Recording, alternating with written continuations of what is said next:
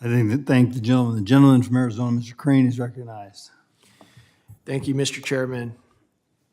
Mr. LeConte, is that correct? Did I pronounce that correctly? LeCount. LeConte. Thank you so much for coming today. We appreciate it.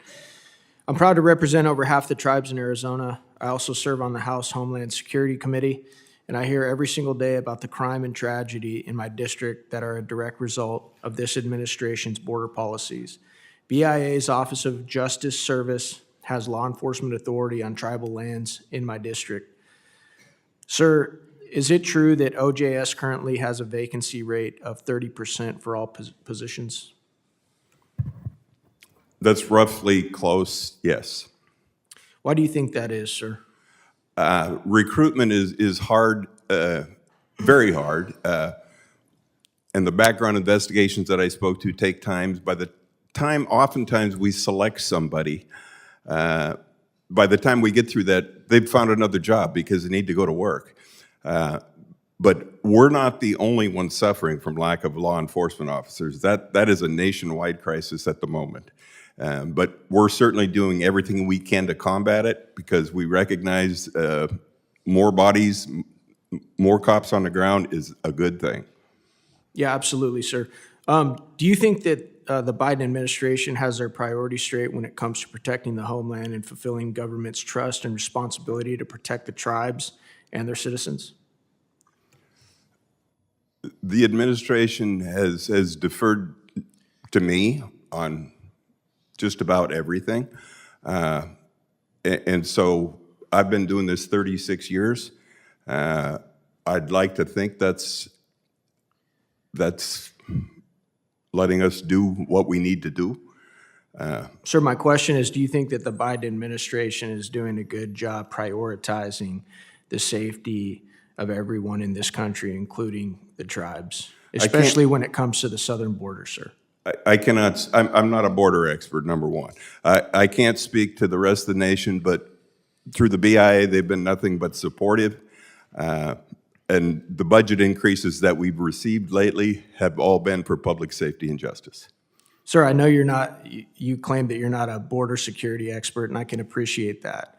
But I can also tell just by listening to you talk today that you do have common sense. You do know what's been going on at the southern border since this administration took control, and I know that you know that that's affecting tribes all across the nation. Would you say that's correct, sir? I would say that it's correct, but it was also an issue before. Yes, yes, sir. We've been dealing with cartels long before this administration, long before the last administration. Absolutely. You know, we've always had things coming over the border that are unsavory, but I think everybody in this chamber knows that it's been skyrocketing under this administration. Sir, are you aware that I think it was just today Joe Biden signed an executive order that will dramatically tighten the border? I saw it on the news this morning.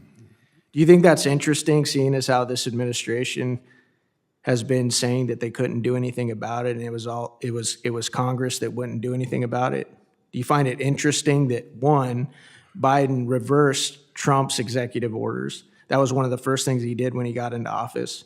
And now that it's right before an election year, he just signed an executive order to tighten up how many people were allowed to come through that southern border. I haven't even seen the executive order. I will say that if it helps us in my lane, which is Indian Affairs, I'm very happy, but I haven't read it. I can't speak to it. Yeah. Well, just in generality, sir, let's speak about generalities. Do you think it's interesting that President Biden just signed an executive order right before an election when this whole time he's been saying, oh, it's Congress, they need to act and secure the southern border?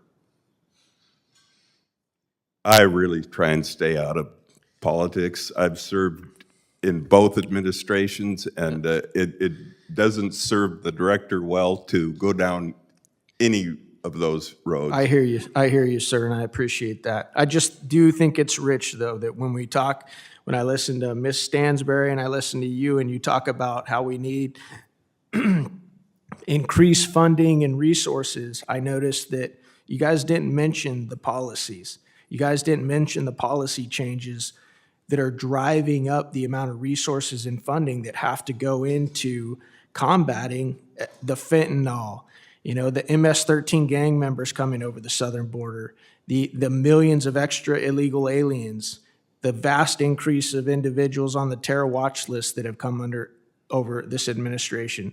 So it is kind of hard for us to have a real conversation when we're not having a real conversation about everything that's going on. Thank you, Mr. Chairman. I yield back. I think the